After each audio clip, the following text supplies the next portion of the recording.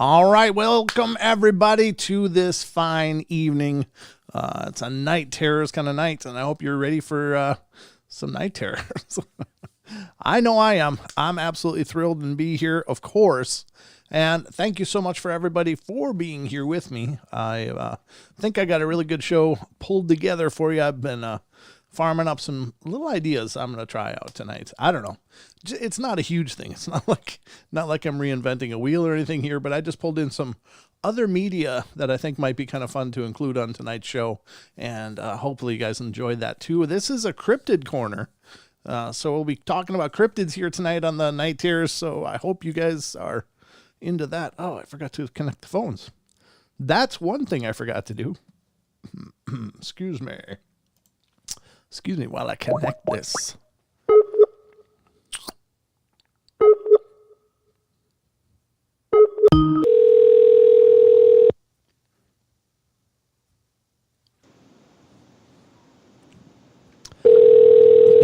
God, that got noisy, didn't it?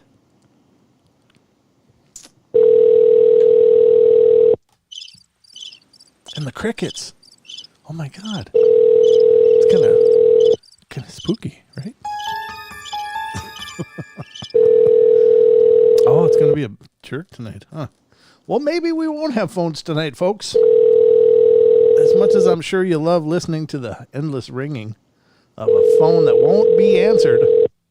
Yeah, it's just not going to work tonight. I don't know why. Again, it's kind of glitchy. I'm glad I'm paying top dollar for that deal. I'll have to get on the support horn tomorrow, but all right. But anyway, maybe I'll try again later, but it's not really impressing me tonight. So it's been really good though for the last several weeks. So I don't know. I'm not sure why it's being flaky all of a sudden, but welcome to the world of low budget entertainment where sometimes things work and sometimes they don't.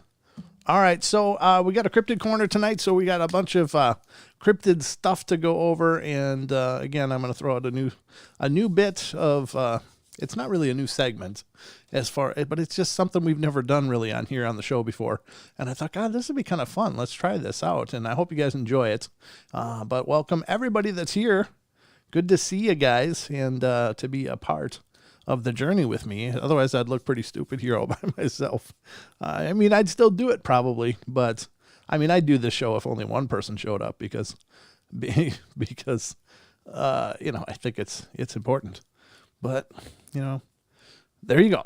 I guess I can't do much more about that, but so the phone lines aren't open tonight, but we're got a lot to cover, so I guess there's nothing else to do but to get busy and get to work. So I hope you guys are ready because it's time for bed.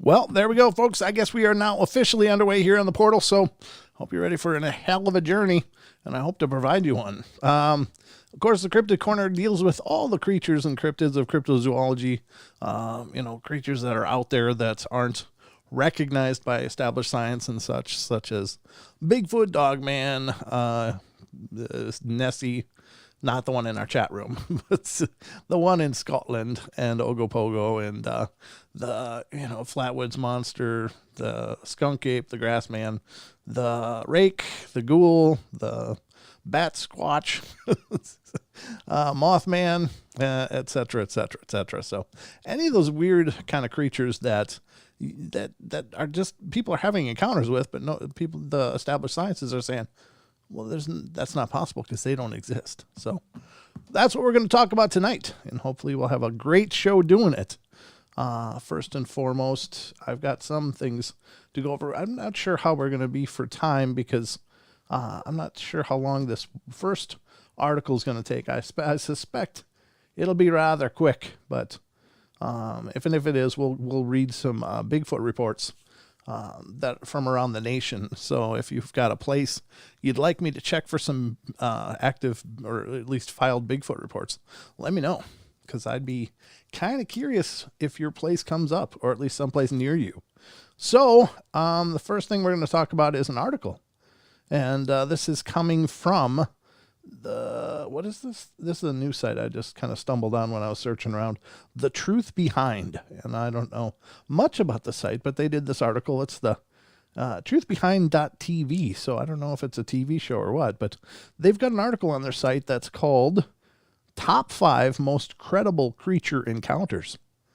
And I thought we'd cover that. So without further ado, let's get into these top 5 most credible creature encounters.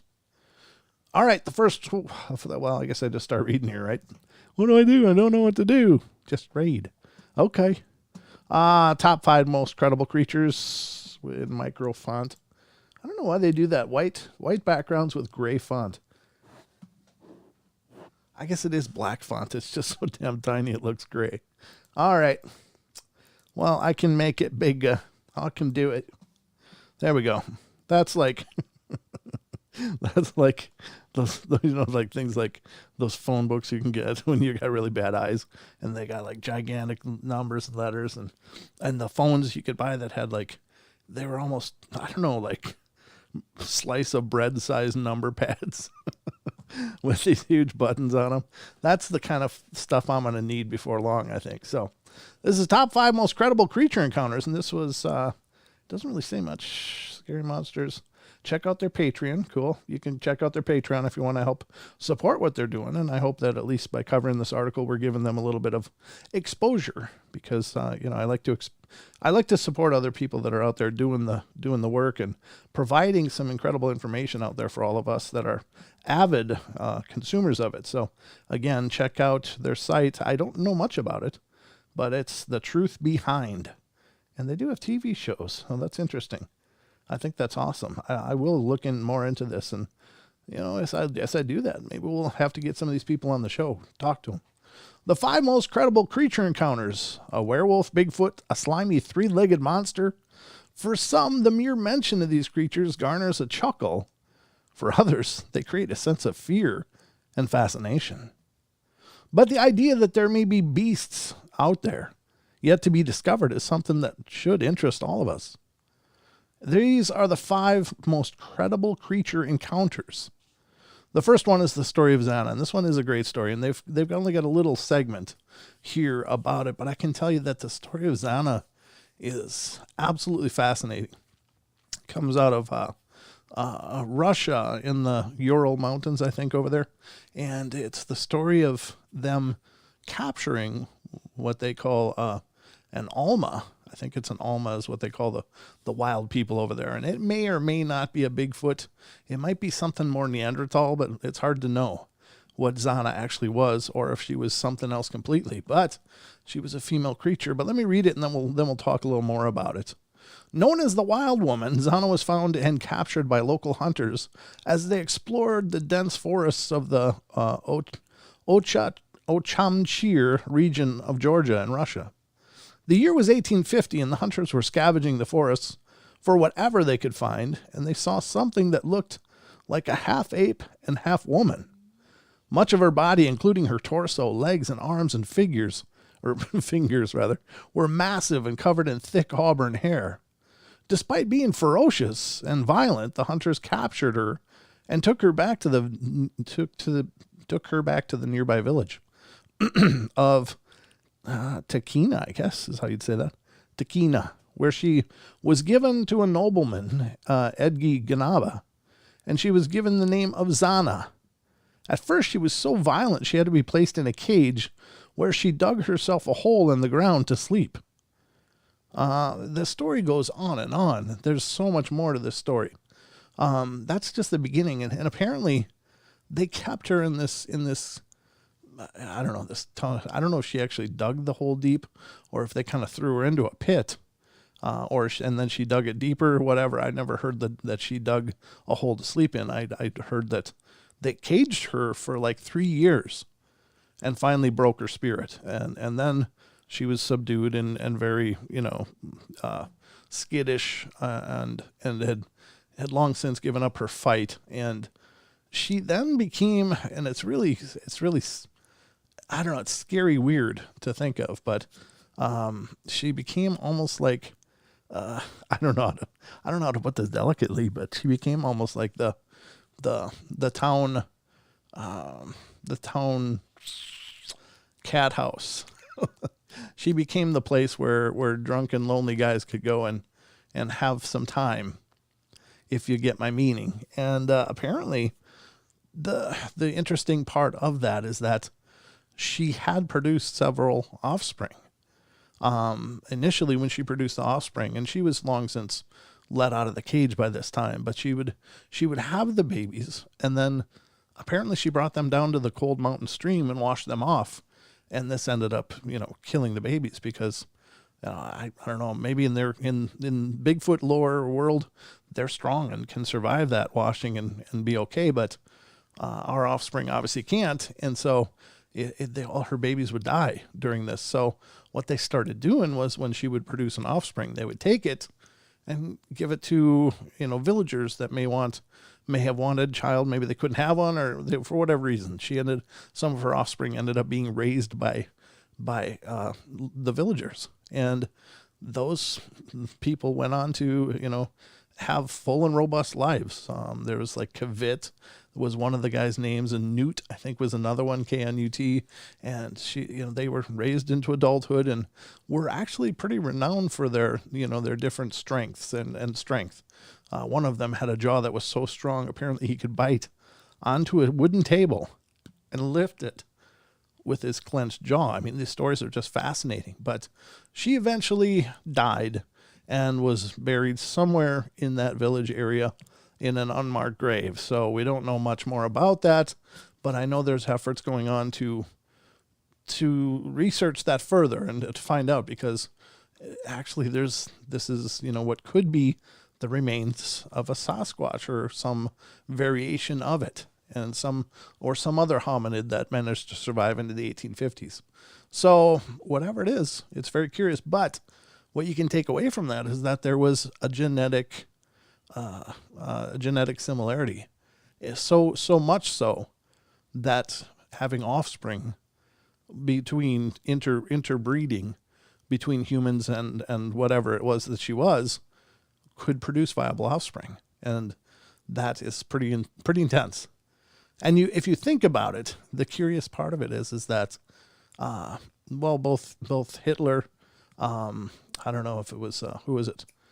Stalin, Hitler and Stalin both, or one of the leaders of Russia, were very invested in the idea of crossing human beings with other creatures to produce, quote unquote super soldiers that would be stronger and fiercer and more powerful and would just overcome the enemies. And I know that the Nazis did a whole lot with interbreeding with apes and chimpanzees and gorillas and tried to make that work. And obviously there wasn't enough known about genetics, which is a good thing, thank God. But all of their programs failed. And as far as I know, so did all of Russia's. But if they had known about these wild people and had been able to capture them, they could have been producing, these maybe super soldiers. I don't know. But apparently the offspring of Zana were very unique and interesting. They weren't horrible, but they were awkward looking and looked like with protruding brow and thick, firm jaws, and like they were really built pretty incredibly strong. So I don't know. But anyway, take that or leave it or whatever you want with it. But it's a really fascinating story. If you haven't looked into the story of Zana, please do, because it's a hell of a journey. And, again, it's maybe some of it's embellished through time. Maybe she was just more of some other race of people that was up there. And that was stupid. Oh my God. That was brilliant. I removed the cap of my water and then I'm sitting here talking and squeezing my bottle. Yeah, there you go. Welcome to the show. For my next trick, I'm going to drink it. Good God. But anyway, Zana's an incredible story. Oh, Jesus. All right. Continuing on. The next one that they identify in this article is the Enfield Horror. The Enfield Horror. And it says, considered one of the most bizarre creatures ever to be reported. The Enfield Horror is not your run-of-the-mill creature. The horror started in 1973 in the small town of Enfield, Illinois, around 9 p.m. on April 25th. A young boy named Greg Garrett was in his backyard playing when suddenly he started screaming and running towards his parents in the living room. He told them a monster had stomped on his feet, tearing open his shoes with its claws. Police were called out, but they could not find any signs of the creature. Then about half an hour later, Henry McDaniel, Garrett's neighbor, found his children in a panic because they were hearing loud scratching noises on the front door. Again, these are very surprisingly brief, and there's so much more they could put in here to paraphrase these stories. But the Enfield Horror is another one of those that's very weird. And the weird part of it was that it was described as this really strange looking creature. It was kind of there, and then it just wasn't anymore. It just seemed to have disappeared, at least for quite a bit of time. I don't think it came back, but maybe it did. So we'll just continue through this article to see what else it talks about this. This is one I haven't heard of. This is the Converse wolf monster. Werewolves are one of the most famous cryptid creatures out there, and one reported case of the man-beast happened in Converse, Texas. The story of a huge werewolf creature first began during the 1800s, but the most recent and commonly retold one happened in the 1960s. A rancher lived on a piece of land with his son, while the father was a rugged man who preferred the pioneer's way of living. His son was more bookish and timid, but in a bid to make a man out of him, he forced him to go out into the woods alone and hunt and kill his first deer. While reluctant, he couldn't say no and set off. See, that's the whole thing. They're really chopping these things off. I'm not impressed, but I can see that I'm going to need to on a future show research these things and give you guys a more robust picture. There's so much more. I mean, the Zana one I know really well, so I can do that sitting here, but I've never heard of the Converse wolf monster before, so and I should give you more information on the Enfield Horror, and we have covered that in the past to a degree. But the Falk monster is another one that could be a Bigfoot, could be something else. It's kind of in that weird, well, what is it kind of territory. It's one of those that it might be a Bigfoot, but it might not be as well. So let's see what it says here. Dubbed as the Southern Sasquatch, the Falk monster is a mythical beast often sighted around the town of Falk in Miller County, Arkansas. It's described as a large hominid-like creature that's covered in long black hair. It stands... Oh, this is the Beast of Boggy Creek, yeah. It stands about 7 feet tall and weighs somewhere between 200 and 300 pounds, according to witnesses. It is said to bear a chest width of 3 feet or more. When it moves, it almost looks as if it's galloping, and its arms swing back and forth, just like a monkey. It has bright red eyes and smells terrible, like a skunk or wet dog.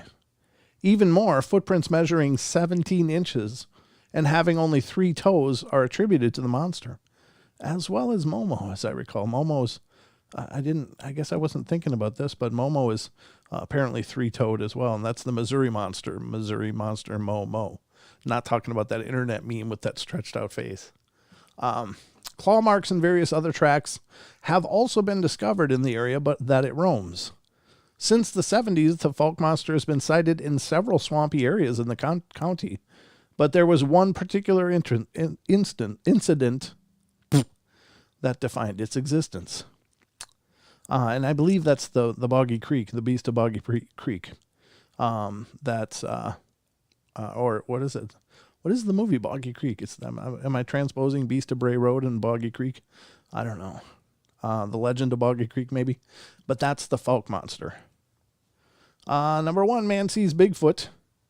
Reports of Bigfoot have been around a long time. Some believe it all to be a hoax. Others say there's no doubt they exist. The following is, no, I'm not going to cover this one because actually that's part of what we're going to cover here in a minute, but it's from Kitsap. Well, I guess maybe we can. Maybe I didn't do this one. I don't want to let it out of the bag because I want it to be a surprise, but some claim it to be all a hoax. There's others with no doubt they exist. The following is a 911 call capturing a terrified resident on the Kitsap Peninsula in Washington State. Yeah, this is one of them that I got. But anyway, just remember it's from Kitsap Peninsula in Washington.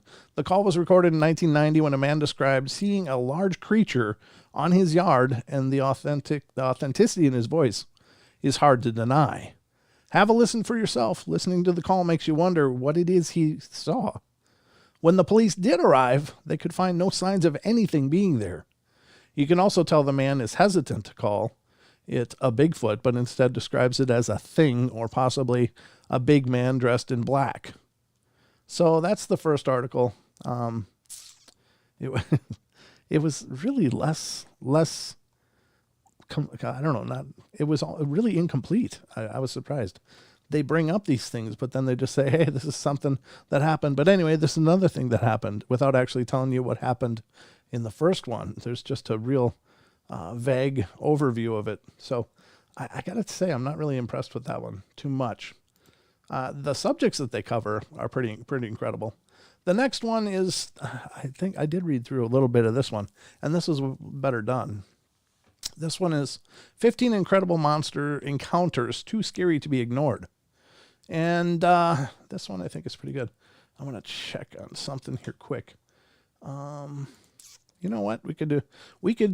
Yeah, I'll save it for a little bit here. But we're going to get into the cryptid, the trail cam terrors at the end of the show too. So don't go away with that. Don't leave early because you'll miss that. And we got a good one we're going to cover tonight. But I just wanted to check something first to see where we're at because I want to make sure we got enough time for anything. But then again, we have as much time as we want to take. I don't have to keep this an hour. We could go 3 hours on these night terrors if we wanted to. If we wanted to. And I'm not sure that, it's not that I don't want to, but I'm not prepared for 3 hours. So let's see where this is. These are 15 of the most incredible encounters reported involving as of yet unclassified creatures. Who knows? Maybe you'll see one someday. This is from therichest.com. And it's kind of interesting. The Richest has articles about many different subjects. So, but I think it's neat that they do have a paranormal section or segment to their site. So it's an interesting site. I've used it many times over the years for material for the show, and they've always done a really good job. So this is all across the world. I'm going to blow this up. I made it through the first sentence or partial sentence there, but that should be good. There we are. I got my bifocal font here. All across the world, people report incredible sightings of creatures, unknown animals, even monsters as they describe them. And these aren't just people living on the fringe. These are respectable people. Doctors, business owners, ranchers, police officers, family men. These are, and I think and women is pretty appropriate there, right? Jeez. These are people that are not often discounted out of hand. The claims that they make are hard to believe, but it is evident that they stress strongly that they saw something that they had never seen before. And some researchers claim it isn't that far-fetched to believe that there still might be creatures living in remote areas that haven't been scientifically classified. Skeptics will concede that new species are being discovered all the time, but highlight the chances are slim of there being any large undiscovered animals still out there. But still, there is a chance, and people are reporting these sightings all the time. That's a good point. So what are they seeing? Are they just simply misidentifications? The realms of research that covers this type of query is called cryptozoology. It's the study of evidence to substantiate the existence of undiscovered creatures. Many mainstream scientists consider it to be a pseudoscience, a fringe study, and refuse to make any serious inquiry into looking at the evidence. However, in the past century, Many mythological animals have been revealed as being real. The mountain gorilla, the giant squid, the megamouth shark, and the saola, kind of like a Vietnamese mix between a horse and a goat. Heck, in tracking down the mythical chupacabra, people have even found that weird-looking gray pimpled dog-like thing. Yeah, exactly. No, there are some things out there that definitely yet to be discovered. These are 15 of the most incredible encounters reported involving as of yet unclassified animals. Who knows? Maybe you'll see one someday. So the first one, and this is one that I don't know what to do with, and I'll we'll read about it. It's the bat squatch. Bat squatch. So there's like goat squatch. There's all kinds of different squatch. There's goat squatch. There's bat squatch. There's a couple other ones out there. This is weird squatch names, and I don't know. I don't know what that means necessarily, but it just seems that it's hard to believe sometimes. But I will say that I don't know that this is anything different than like a Mothman. It's just a different take on it from somebody else.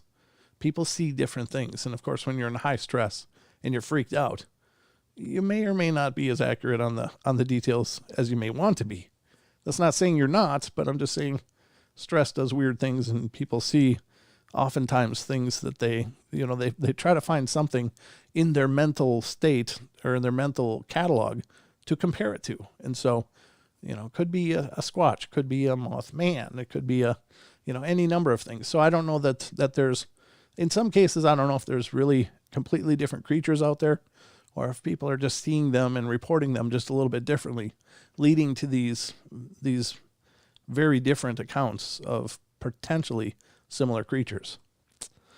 Throughout the mid-1970s in the Texas Rio Grande Valley near the Mexican-American border, there were rashes of reports about some kind of large flying reptile. One of the first sightings occurred in the early morning or the early hours of December 26th, 1975 in Raymondville, Texas. Excuse me. A rancher named Joe Suarez found one of his goats in his corral torn to pieces and partially eaten. The goat was lying in a pool of blood with the heart and lungs missing and part of its snout bitten off. The police came out and they were unable to find any animal tracks leading to or from the goat corral and concluded that some kind of flying animal must have killed the goat. Then, in the same town on January 14th, 1976, late in the evening, Armando Grimaldo was at his mother-in-law's house sitting in the backyard.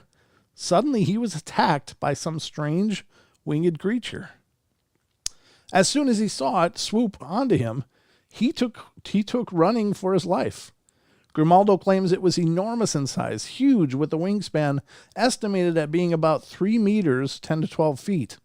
The skin was blackish-brown, leathery, with no feathers, and the creature had large, piercing red eyes. As he ran, the creature kept trying to grasp him, shredding his clothes, and eventually he dove under a bush, and he remembers the animal by then breathing heavily, and turned and flew away into the night.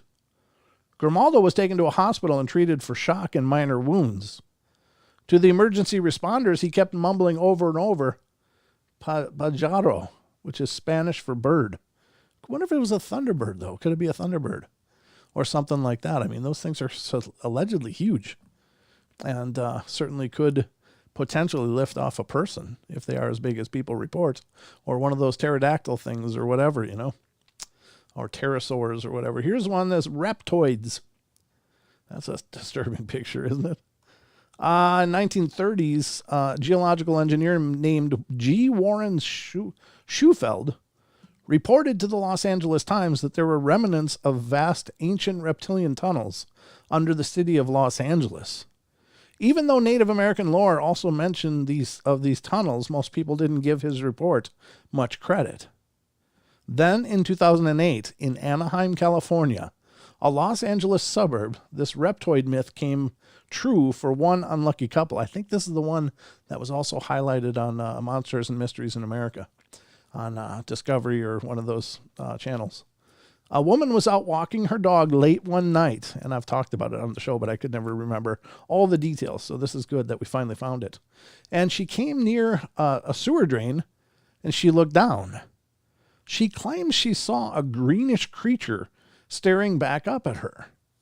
Gripped with fear, she started to back away as the creature slowly crawled out of the sewer towards her. Terrified, the woman ran from the creature and jumped into the bed of a nearby truck parked on the street. She called for her boyfriend, who was inside their nearby apartment. She reported that other creatures crawled out of the sewer and were teeming around the truck. Her boyfriend ran out, armed with a golf club, yelling, and the creatures were scared off, retreating back into the sewer drain. The boyfriend watched and was amazed, claiming the creatures were very large, reptilian, with big, sharp teeth. The couple had never seen them again. However, they did hear screams and noises late one night outside of their apartment building, and when they investigated the following day, they found the large bloody remains of some poor animal splattered on the wall. It was then that they decided to move away from the location. And that's the one that I'm talking about, that I've been talking about. That is horrible. Horrible. I don't know, it doesn't surprise me that there could be probably several different creatures that exist subterraneanly, primarily, and may come out at night and just hunt for their sustenance. I mean, it makes perfect sense to me that there's more, obviously, than we think, but God, these things didn't just go away. If they ever existed at all, there's chances that maybe their populations are much, much smaller than they may have been at some point in the distant past due to our increasing footprint on this world. But if they're there, they could still be there. If they were there, they could still be there.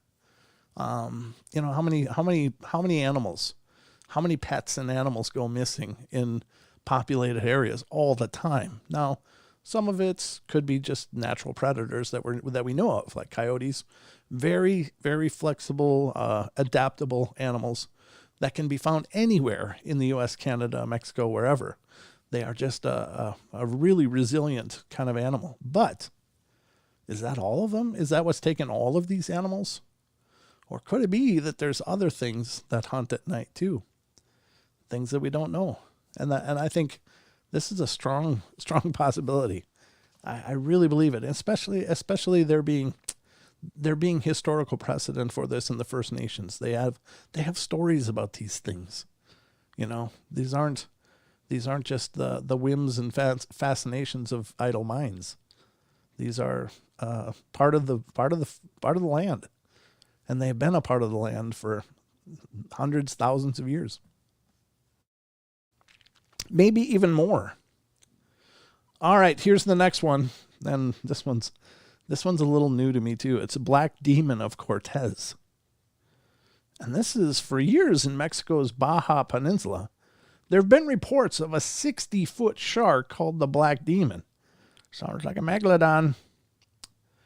I just said megalodon. It has no relation to Don. That sits over there. It has long been reported in the Gulf or in the Sea of Cortez by residents who are terrified by this enormous shark. Similar to a great white, but larger in size and weight. This sea is between mainland Mexico and the Baja California Peninsula. It is home to an immense number of strange and unique sea creatures and has depths down to 12,000 feet, a perfect hiding spot for a giant shark. The locals say the black demon is darker than the normal grayish white great white, but twice its size, with enormous eyes and a massive whipping tail, a signal to many fishermen of its approach. Unlike most sharks, this one reportedly has been known to attack boats. Sightings are rare, and as of yet, no physical evidence has been found to definitively prove its existence. Could the isolated Sea of Cortez be a hunting grounds of a long-lost megashark, a lingering remnants of the extinct megalodon? the massive 18-wheeler sized prehistoric shark that is believed to have died off around 10,000 years ago. And when you think about that, just 10,000 years ago, that's a hop, skip, and a jump. I mean, that's really in the scheme of things, that's almost no time at all. So could very well be more, could be still out there. The U-85 monster. The U-85 was a German submarine commanded by Captain Gunther Kretsch during World War I. In 1918, a British ship came upon Captain Kretsch and his damaged U-boat sitting on the sea surface. Captain Kretsch immediately surrendered his damaged ship to the British. While being questioned, Captain Kretsch told an incredible tale. He reported that the previous night he surfaced the sub to recharge its batteries, and then without warning, the sub was attacked. Not by an enemy ship, but by some sort of strange creature. Kretsch claimed it had a small head with teeth that glistened in the moonlight. The size of the creature was immense, and it caused the boat to list to one side. His crew were able to drive the creature away with small arms fire, but not before the sub was damaged. He explained that that's why they weren't able to submerge and flee from the approaching British patrol. Depending on reports, the sub was then either scuttled or sunk by the British. After a while, the story passed into nautical folklore. That is until October 2016, when it was revealed that the U-85 might have been found. Workers off the coast of Scotland were laying a new power cable under the North Sea when they came across the infamous submarine. Sonar images show that the U-boat to be mostly intact. Plans were being made to investigate further, and we may soon finally discover what actually happened to the U-85. Was it really attacked by some unknown sea creature? What will we learn when they finally investigate the wreckage? That is interesting. So I don't know if the allegation was its teeth actually damaged the hull of the submarine, or did it just tear up enough of the other things? I mean, when you look at this picture, this being a World War I sub, you can see these were dinky things. They were not when you think of submarines today, you think of, these enormous ships that go underwater, but these first submarines were really pretty modest. They, I imagine a blue whale could nearly bust it in half, But in any case, that's still a pretty scary story. Whatever it did, it's freaked those guys out. These are lizard men is next. This is number 11. Beginning around 1988, there were about a dozen sightings in South Carolina about some sort of lizard man lurking in the swamps. A teen named Christopher Davis reported an unbelievable encounter that year in Lee County, South Carolina. He was on his way home late one night from work when his car suffered a flat tire. The road was near the Scape Ore Swamp, and Davis quickly repaired the flat tire and was preparing to leave when he heard some noise coming from him towards the swamp. Coming towards him from the swamp. He turned around and was gripped by two glaring red eyes staring at him. He then saw what he could only describe as a large lizard man coming straight for him. Davis quickly got into his car and began to speed off. The creature lunged for the car, but Davis was able to get away. He reported the encounter to his parents and the police, who investigated.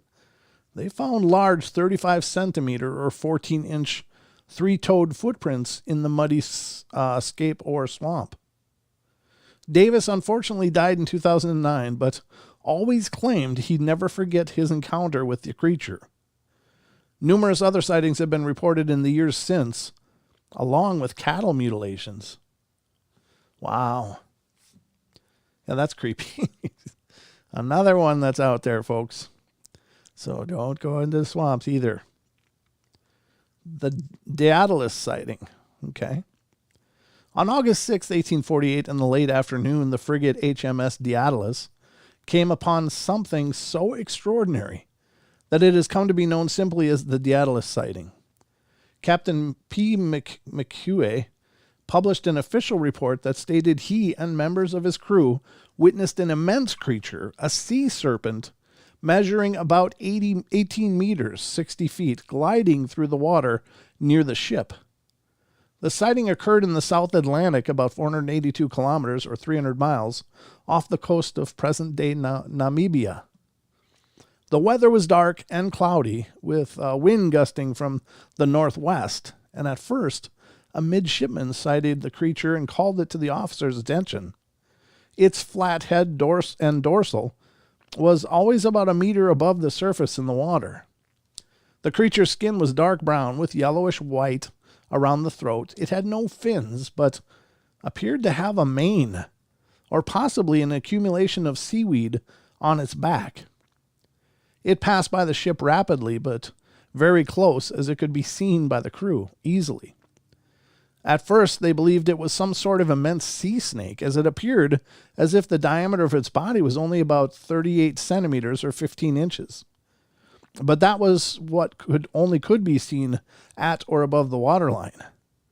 The sighting lasted for about 20 minutes, visible with the naked eye for 5 minutes, and with spyglass for about 15 more.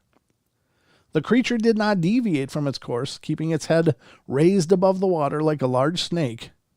Captain McQuay was an experienced seaman, and as were his other officers and crew, and he was adamant that this was no misidentification of a known animal. It was definitely something extraordinary. Here's one called the Lake Baikal encounter. This is Lake Baikal, located in Siberia near the Mongolian border. It's surrounded by steep mountains and dense forests. It's about 30 million years old and is the largest freshwater body and the most ancient in the world. With depths of up to 1,500 meters or 5,000 feet, this massive lake is reported to hold 20% of the Earth's unfrozen fresh water and is home to more indigenous species than any other lake on the planet. Many found nowhere else. According to famous researcher and retired Soviet naval officer Vladimir Azhaja, after many reports of strange creatures and UFOs residing in the lake, the Soviet military ordered a team to investigate. According to Azhaja, declassified naval files released by the Russian government indicate that in 1982, 7 military divers ventured into the depths of the Lake Baikal and encountered something that they would never forget. The divers reported seeing strange underwater craft far beyond any known Soviet design, as well as a group of creatures. They were very tall and humanoid-looking, at a depth of about 45 meters or 150 feet, wearing what appeared to be some sort of silver suits. They attempted to capture one of these beings that resulted in the deaths of 3 Soviet divers. The surviving divers quickly returned to the surface and reported their encounter.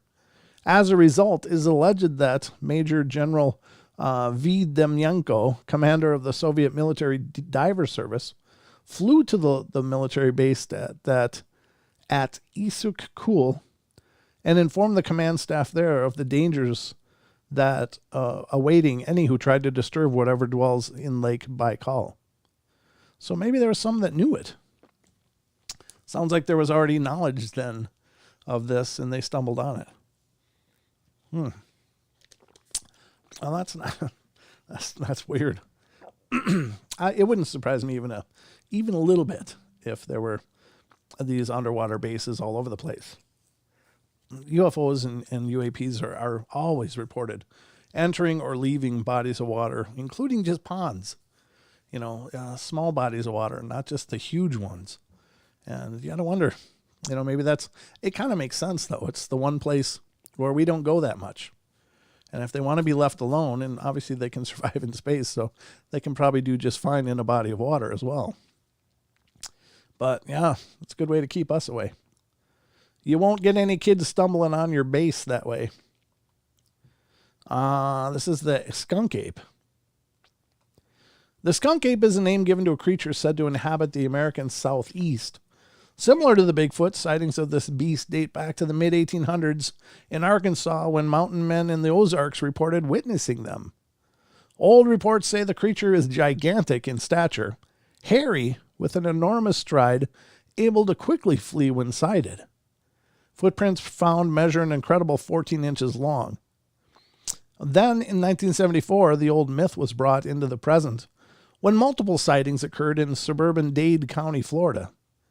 Witnesses describe a large ape-like creature walking on two legs. Its eyes glowed, and it had stench on it that induced nausea to anyone downwind.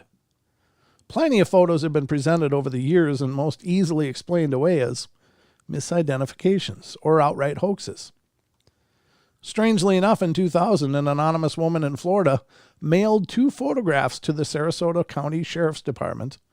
These photographs were accompanied by a letter from the woman where she reported that there was an ape loose in the area. She wrote that on 3 different nights, this ape crept into her backyard, took apples that she had left on her back porch.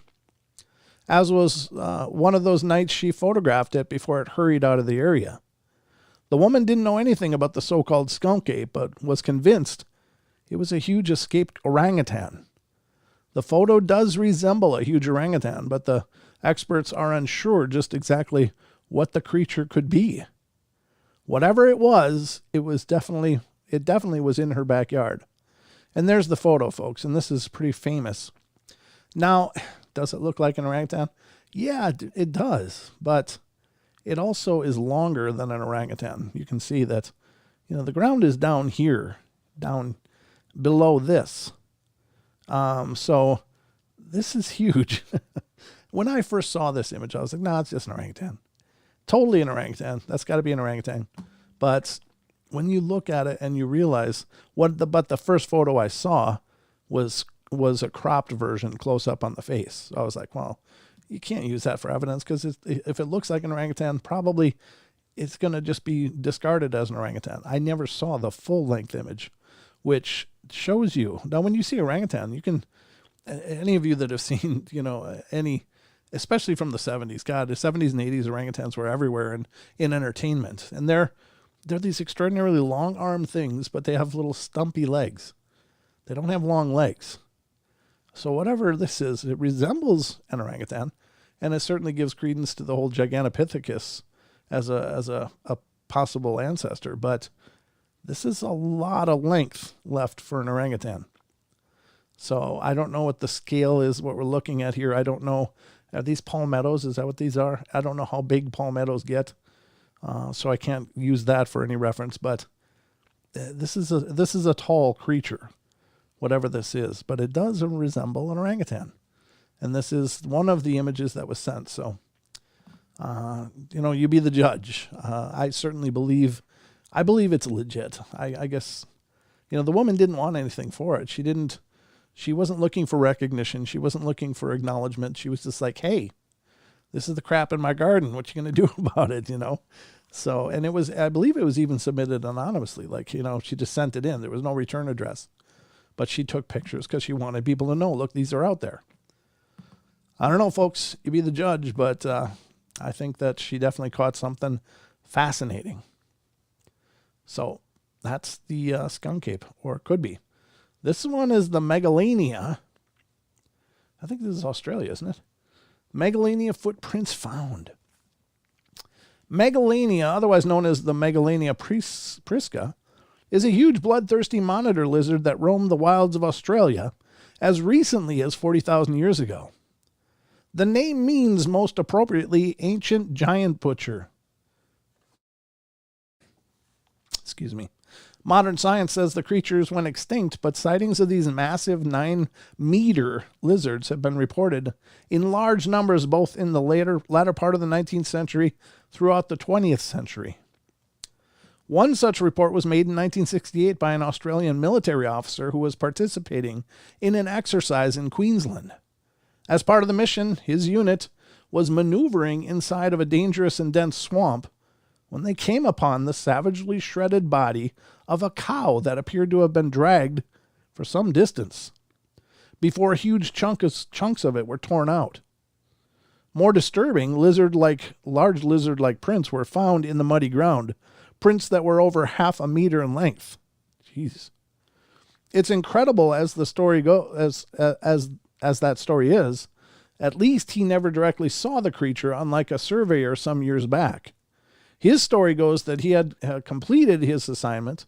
He was returning to his truck, exhausted from a long day's work. He had nothing on his mind other than returning home. He noticed a fallen tree near his truck, but gave it no further thought. As he climbed in and slammed the truck door, the tree trunk perked up and ran off. He claims that he thought was a fallen tree was actually a large lizard nearly 5 meters in length. My God. As recently as the 1970s, large footprints were still being discovered. Huh. Oh, here we go with Thunderbirds. But you look at that. I mean, that's a huge print. That's incredible. Huh. You know what? I imagine if it can kill a cow, it could kill people. That's creepy. Thunderbirds are next. For over 200 years, sightings have been reported throughout the United States of enormous birds. Native American mythology refers to the creatures as thunderbirds. The largest known flying reptiles that existed in North America were the pteranodons,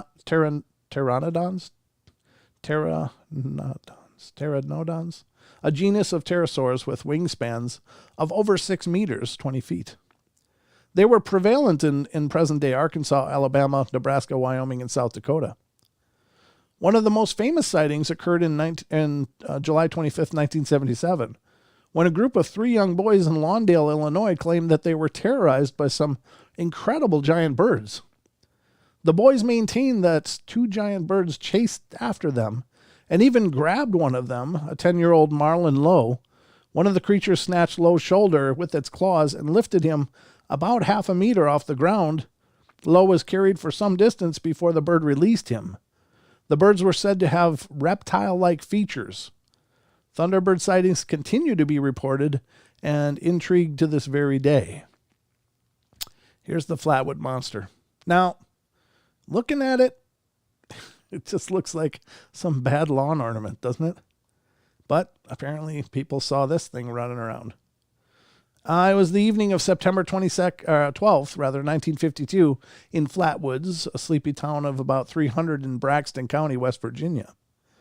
A little before dark, some schoolboys witnessed a fireball streak through the sky and come down just over a nearby hilltop. After grabbing a few more friends and one parent, Kathleen May, the group made their way to investigate. When they arrived, they found a large pulsating red orb within a pungent, foggy mist that made their eyes and noses burn. They scanned the surrounding area with the flashlight and revealed an unidentified creature close to a nearby tree. It let out a piercing, hissing sound before gliding up towards them. The fear-stricken group immediately fled the area, and a search conducted the following day found marks on the ground and an oil-like substance covering everything near where the sighting occurred. The foul smell persisted and made the investigators' eyes water. Dubbed the Flatwood Monster, witnesses described it as being a little over 2 meters, 7 feet, with a dark body and glowing face. Its head was horizontally elongated with a large circular cowl appearing behind it. Almost in the shape of an ace of spades, some of the children reported it had some sort of exoskeleton and long arms with claw-like fingers. The others say they were too scared to notice any arms. Due to noxious fumes, the children were treated by medical personnel but made a quick recovery. Reports of a similarly described creature were made soon after in nearby communities. No adequate explanation has ever been given. The Mothman. Here we go. The Mothman. All right. From November 15th, 1966 to December 15th, 1967, over 100 sightings were made in Point Pleasant, West Virginia, of an eerie, possible supernatural creature referred to as the Mothman. Journalist John Keel spent the year investigating the phenomena and interviewed numerous witnesses.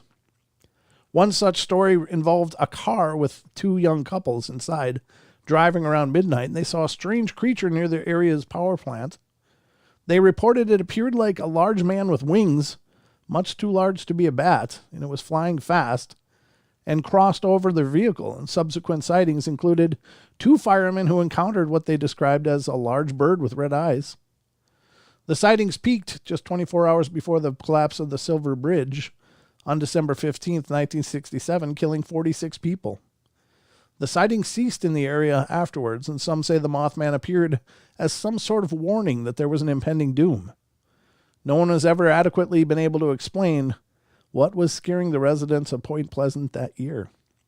And this continues apparently in the Illinois area, and it's the Whalens, the people who do the site Singular Fortean. They've been researching the hell out of this, so there's still reports coming in up there about it, but there's also legends of the Mothman being a harbinger of doom and appearing in Chernobyl before the meltdown, appearing in New York before the Twin Towers fell, and appearing in Minnesota before that bridge fell. I don't know. It's anybody's guess. Those are things that I've only heard recently, but those are claims that are out there. Hard to know. But it doesn't sound like they've gone anywhere. It sounds like they're still around. And perhaps there's more of them now. The Falk Monster. Have you ever seen the old horror film, The Legend of Boggy Creek? That's what it is, Legend of Boggy Creek. If not, here's the story. The film is based on a foul-smelling, bad-tempered hominid lurking near the Texas, Arkansas, Oklahoma border. One such encounter with this creature occurred in 1971 in Falk, Arkansas. Bobby Ford and his wife Elizabeth share a new home in Falk. Bobby and his brother had gone hunting, leaving Elizabeth alone.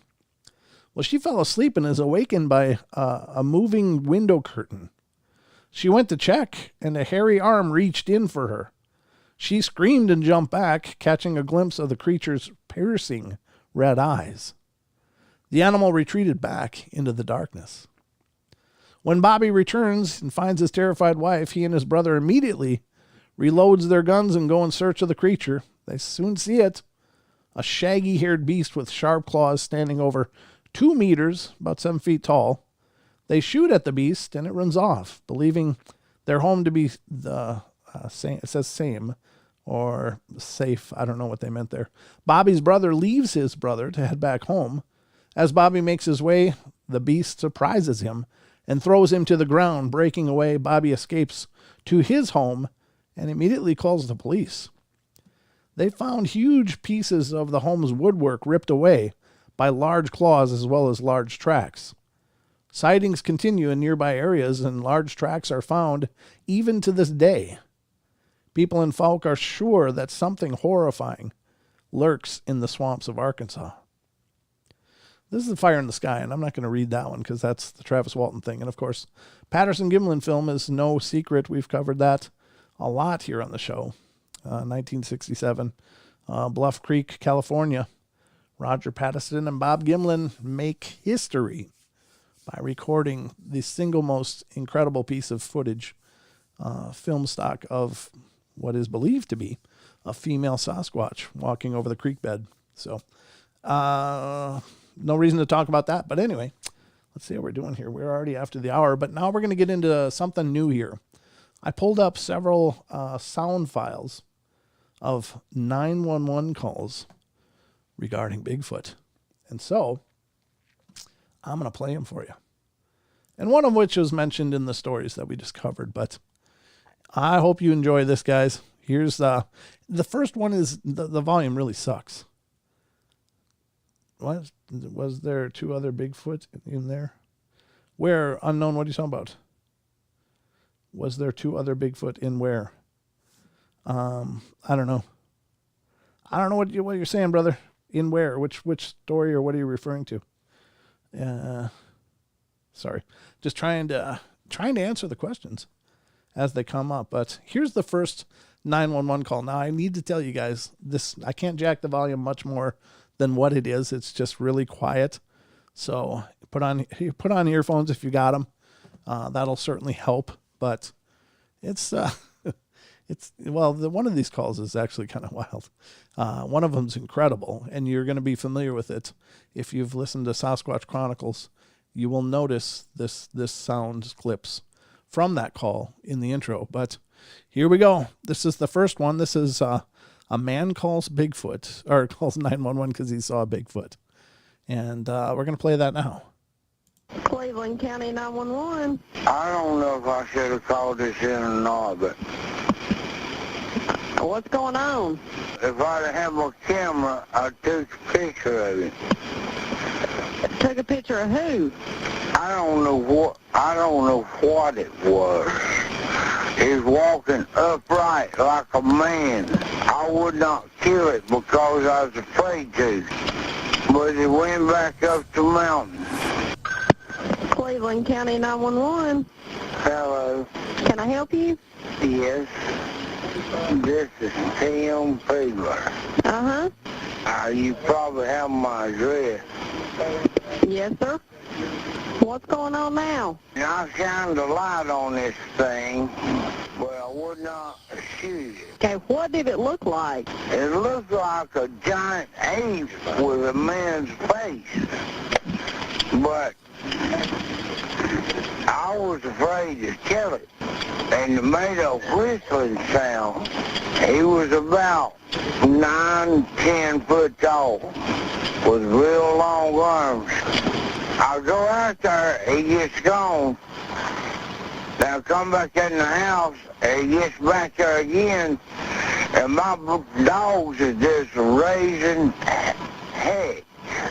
Would I get in any trouble if I shot and killed this beast, this animal, or whatever it is? Would I get in any trouble? I can't answer that question. If he goes too close to me, I'm going to kill him. There's the first one, folks. I think there were some, perhaps some libations involved in that, but it's not to say that he really didn't see what he saw. But man, that guy was working with some pronunciation issues there. A lot of S's in there stuff. I don't know. It happens. You never know when you're going to see him, folks. You can't always be ready for it, I guess. Where is this? I think that was North Carolina or maybe West Virginia. It doesn't really say. I didn't really get any information on it other than I found it.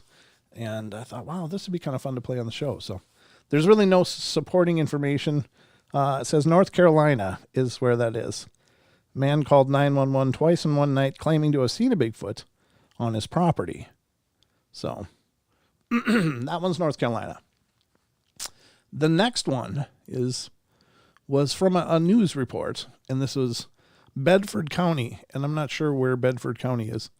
Bedford County, Virginia. This one's from Virginia. And so let's deal with this one. Let's listen to the rest. I know this is going to sound crazy, but I went back and checked, and there were prints of Bigfoot with a baby. There were what? It was a Bigfoot with a baby.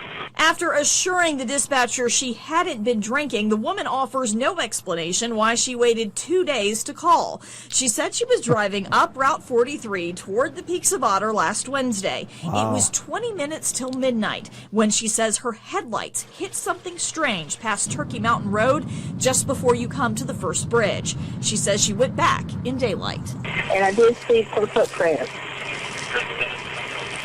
And the stride was longer than anything I could make.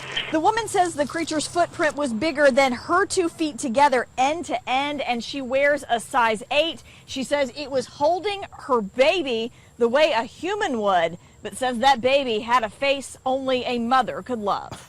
And the baby was looking right at me. And she says it looked just like Chewbacca from Star Wars. Could something that appears like it's from out of this world actually exist right here at home? Have you ever gotten other reports like this? I've never had a call like this in my life. All right, he's been Well, there you go. There's the second of the Bigfoot calls. I don't know. That is suspicious. It's curious. Why call 911 2 days later after you saw something? That to me is very bizarre. I mean, at that point, it's really not an emergency. You could just call the police and report what you want to report, but it doesn't have to be on a 911 line. So I'm not sure about that. That is curious, but it doesn't surprise me. I mean, Bigfoots have babies too. They got to carry them as well, I guess. So that's the second one. Now the third one is a really famous one. And this is one that pretty much all of you are going to be very familiar with because well, any of you Bigfoot enthusiasts for sure. And again, this is one that I think is really powerful. The takeaway for me is the man's voice.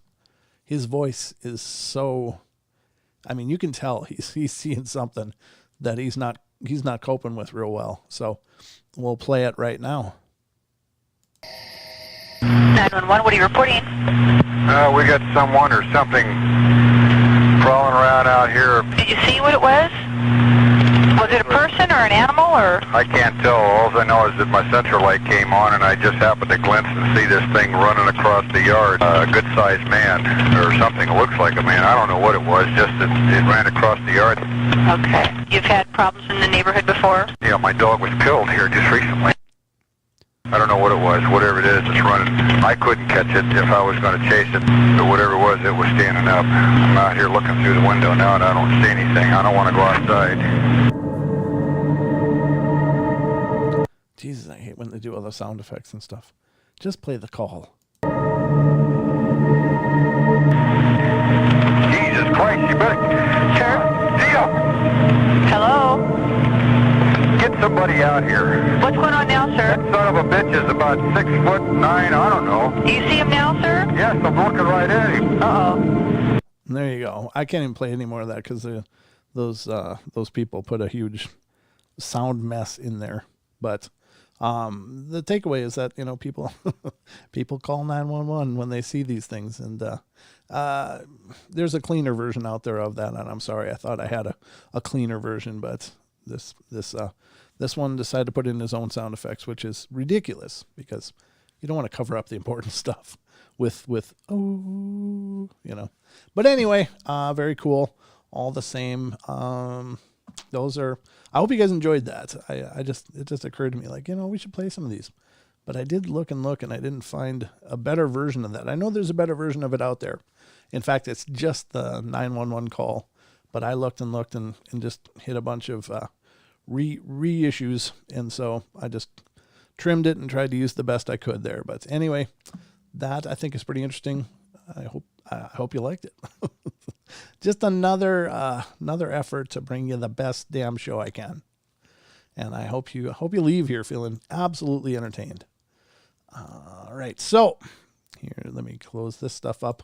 Now, folks, since we've reached the tail of our show, I think it's a good time to explore the trail cam terrors.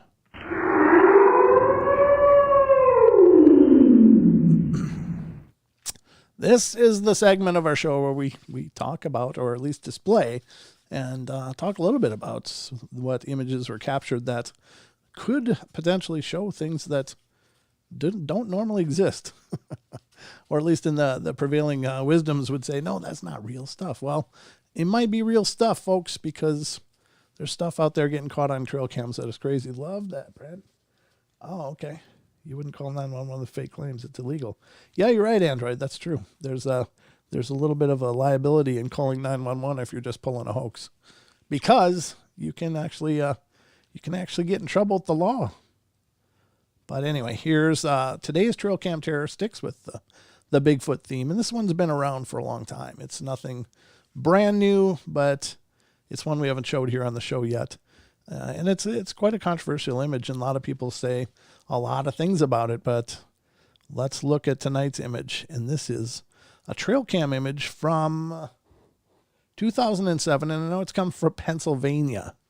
And this was captured on a trail cam out in the forest, on a property or on some land that people were just hunting and trying to hunt, and they're just surveying, as I understand it. But they captured this here, which looks like it might be some kind of a younger Bigfoot, perhaps. Now, some people are saying, oh, it's a black bear. Well, yeah, I don't think so.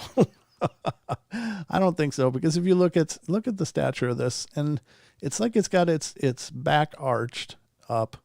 It's doing something down here. But if you look at the length of that rear leg and the bending leg here, it looks more like a chimpanzee. But as far as I know, there's no chimpanzees running wild in Pennsylvania. If you look at images of black bear, And this would certainly be a black bear or one of the varieties if it were a black bear's. They have very stubby back legs.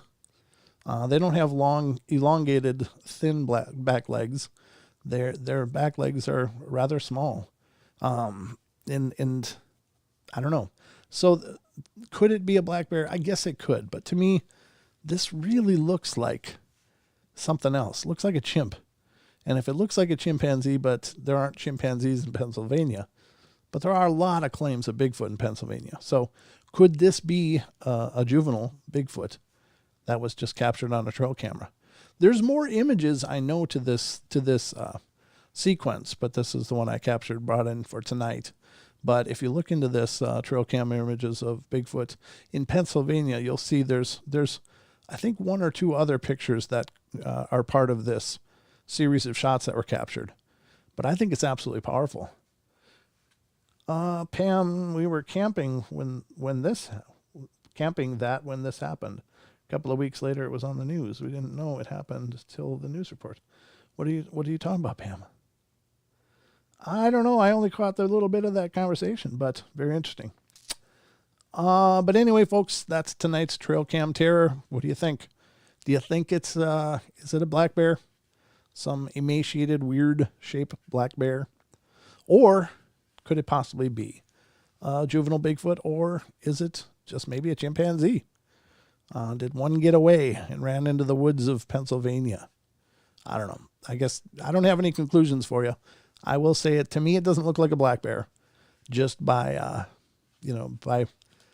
what I understand and know about black bears is this anatomically would be quite a departure from a normal black bear stature, but it could be. I mean, I don't know. I don't know everything. I just know some things. So there you have it, folks. That's tonight's Trail Cam Terrors.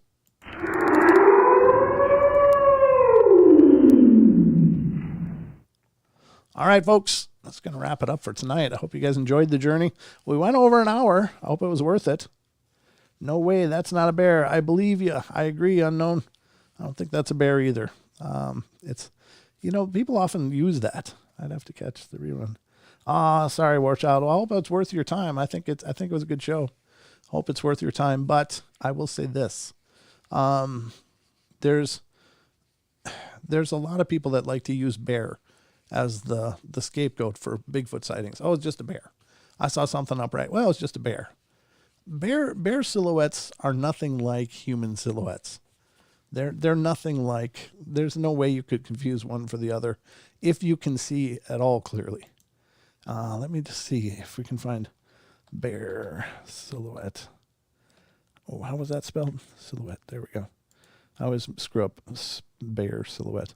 Let me go to images and see if we got one of it up on its back legs here. Let's see. Is there a better one? I'm looking for one that's up on its feet, and then I want to put it on screen and kind of discuss it with you. But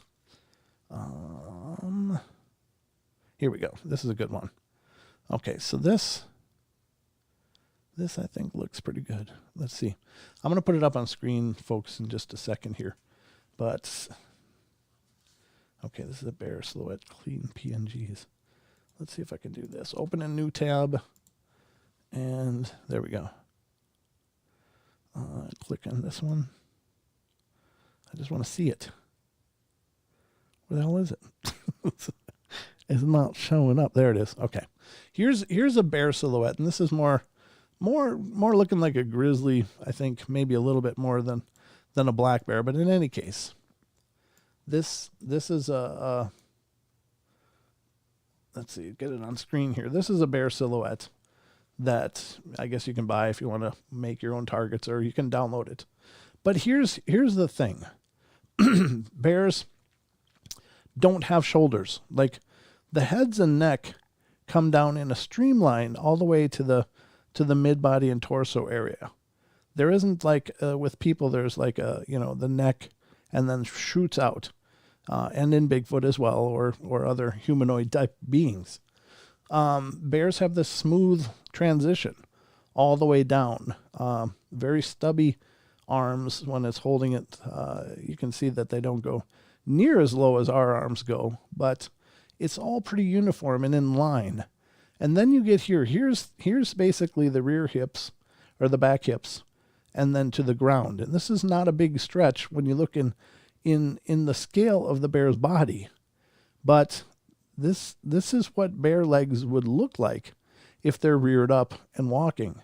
So there's no like shoulders, there's no distinguished torso to waist, to thigh, to knee, to, all of that is all right here in a very quick transition. So this is not very similar. And then you have these problematic ears that keep popping up on bears' heads that don't look like human.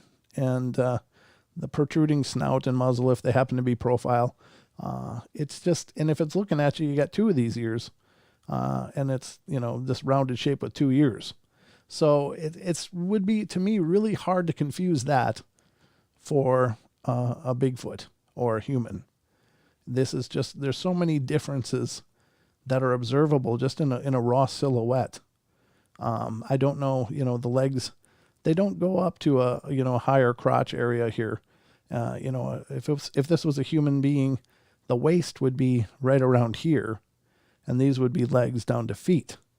So this is not something that should be easily confused for people out there. Even in lower light, you should be able to make sense out of what this is. That's a bear. Now, is it possible? Sure. I mean, if you're scared, and certainly if you see a bear, that's scary as hell too. They can be incredibly dangerous animals. But how you could confuse that for either a Bigfoot or transpose, oh, that's a Bigfoot. No, it's just a bear. Well, if you can't tell this isn't a humanoid type of body, then you probably need a new prescription, because there's not a lot that's alike other than the fact that it's standing on two feet. That's the only similarity. It has a head and it's standing on 2 feet. Everything else in between doesn't make any sense. That is not humanoid. So this is why I always like to point this out, because they use bear all the time. It's a great explanation, a great way to just debunk it and throw it away. I've often thought about why are people so voracious in their denial of these things. And it finally dawned on me. It's not about they're unwilling to, they're not willing to investigate possibility, but it's all about themselves. People that debunk this stuff, it's all about their own paradigm. Because if they acknowledge that this is possible, then it causes them to have to shift their own thinking. And people defend their paradigms intensely. People don't want to open their eyes and have things change, because there's a security and there's a knowing and a comfort in knowing what the world is and what it isn't by your own terms. Once that changes, then everything is fluid and uncertain. And so people will defend their paradigms just intensely, because to acknowledge that this could be a Bigfoot, there could be a Bigfoot out there, means that they may have to reassess everything across the board. And most people don't want to do that. They don't want to do that at all. So, but here you go. This PNG that I'm showing you comes from cleanpng.com. So if you're looking for a bear silhouette, looks like a pretty good site. Cleanpng.com. It looks like pretty, and it looks like it's free. Yeah, it's a free download. So if you're looking for a good bear silhouette, if you're putting together some kind of talk about Bigfoot and confusing bear silhouettes to people, this looks like a pretty good one. Anyway, folks, that's about what I got for you tonight. I hope you've enjoyed this journey. I know I enjoy bringing it to you. Sandroid says, I believe Sasquatch has near human level intelligence to be able to hide from modern humans. Excuse me. It says like Neanderthal intelligence. I think they do too, but I can tell you that it doesn't take near human intelligence to hide from us, because mountain lions most often aren't even seen in the wild. Very, very rarely will people actually lay eyes on a wild mountain lion. And they're certainly nowhere near our intelligence, but they know enough that they don't want to be near us. Now, I think you're right. How much harder would it be to find something that doesn't want us to see it, and it has reasoning, problem solving, trouble, technical thinking, or at least survival kind of thinking. And notwithstanding the fact that the wilds are their home, and they know their home. They know how to disappear anywhere at any time. Excuse me. And so they're in their element all the time. They can traverse the wilds. We can't. We are absolutely clumsy, awkward. We're very, very uncoordinated. On the natural scale of things, we're somewhere just this side of turtle, and that's only out of the water. In the water, the turtles are way ahead of us. So we are not graceful in the woods. We're not, adept. We're not comfortable. There are people that spend a lot of time in the woods, and they excel well beyond other people at how to, survive and to work through wild places and that kind of terrain. But for the most of us, we're not. We're sidewalk people. We have carpeting, and we pick up toys and stuff so we don't trip. If you look at the gate on the Patterson-Gimlin film, the first thing that I noticed, and this is not to say this is only my idea, but it's the first thing I noticed. I never heard it from anybody first, but I've heard other people say it since. And that is that if you watch that stride, that is a stride that was developed by something that is used to walking over things, and walking over obstacles, walking over sticks and stumps and uneven terrain and all of that. So the reason that the flexion of the knee is nearly at 90 degrees is because I'm sure that they have to, in order to traverse their terrain without falling on their heads all the time. And that's why we suck at it, is because our Thinker Thunker did a great breakdown of this, of comparing the stride of the Patterson-Gimlin film to the stride of human beings. We flex our knee at the most 20 degrees. And the Patty in the Patterson-Gimlin film is nearly 90. And so that's a gait that has developed by something that needs to be able to traverse uneven, unknown terrain with very little chance of falling. And so it's just developmentally there. And it is nearly impossible for anyone to mimic that to any kind of degree that maybe look convincing. It is just incredibly complex mechanics and body mechanics at work there that have taken place over thousands of years, millions of years maybe, who knows. But anyway, I could talk all night, as you can see. But this is why I'm kind of thinking of starting a Twitch and just doing discussions like this and having talks with you guys, because I love talking about this stuff. I love throwing ideas around, and I love getting questions. I love hearing your thoughts in the chat and giving me something to respond to. And don't get me wrong, folks, I'm not claiming to be expert at anything. I don't know anything for sure, but I just got a hell of a lot of ideas, and I might be right or wrong, or I might be on the wrong path completely, but these are just things that occur to me. So anyway, folks, if I start that, I'll let you know when and if I do that. It'll just be kind of a free-form show on Twitch of me just kicking back and bringing up a topic, and we'll just have a discussion. I'll keep it paranormal because I love the paranormal. This is something I can talk about quite a bit, but it's something I've got Sasquatch feet laugh at Legos. My feet don't. I'm here to tell you. My feet don't laugh at Legos. But anyway, that's all I got for you guys. I hope you guys had a good time. Thank you so much for being here with me and keeping me company through this journey into the paranormal portal. But I don't got anything more, so that would be great. Yeah, and then Twitch is free as well, guys. So it's not like you'd have to have pay a subscription or anything. It's just another format where we could get together and share ideas, share thoughts, share our feelings. Let's share our feelings. Okay. All right, guys, that's all I got for you. Love you guys bunches. Love you, love you, love you. Just remember that, first of all. And I will be back on Wednesday with Don, and we'll do 2 hours then. So between now and then, I'll be working on things, trying to get something to hit the ground and running. But I think I'm going to do the Twitch thing. I just don't know exactly when yet.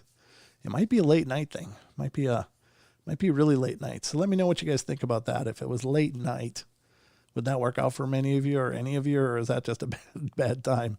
Because daytime's busy for everybody, but for those of us night owls, maybe that would work out okay. All right, guys, that's what I got. That's what I got to share, what I got to talk to you about. If you want to reach out to me between now and Wednesday, send me an email. Paranormal Portal radio@gmail.com. And I'd love to hear from you. And thank you for all of you being in here, hanging out with me. I love it. And keep your ears to the ground. I'll post any new information. If you're not already, follow us on Facebook, facebook.com/Paranormal Portal Radio. And definitely follow the Paranormal Portal fans group on Facebook as well. We've got getting close to 300 people in there now. It's great. Some great discussions. And Brent Swanser always comes in and posts his articles. So it's really cool. It's like getting the cutting edge of everything he's working on. It's awesome. He'll just post something up. Hey, check this out. It's like, wow, that is so cool. So if you've got something you want to post, some topics, some ideas, some people are posting pictures of their very own and some really cool things people have captured. So check it out. That's, again, Paranormal Portal fans on Facebook. So anything else? I can't think of anything else. I'm going to be working on the new podcast, getting that up. It's a discussion I had with Jeff and Teresa Yellick, who are Bigfoot researchers in Colorado, and that will be available as soon as I can get it done. But you may have better luck checking for it tomorrow. We'll see what happens between now and then, but I'm going to be working on posting that tonight. So love you guys. Be good, be kind, be nice. Take care of each other. Help each other out. Find the magic in every day. And remember to laugh as much as you can. And I'll be back Wednesday again with Don. So we'll see ya. I'm new to your world. Kyle, you're new? Well, thanks for coming into my world, brother. I really appreciate it. It's nice to meet you. What's Facebook? I don't think you're new. You was new. I think we were all new at one point. I was new to doing a show one day ago. It feels like yesterday, but it was actually 4 years ago. We've been doing this for a long time. Wow. Yeah, I think it's going to be Twitch time pretty quick. So be prepared for that announcement, folks. But anyway, that's what I got for you. So until next time, just remember, I love you.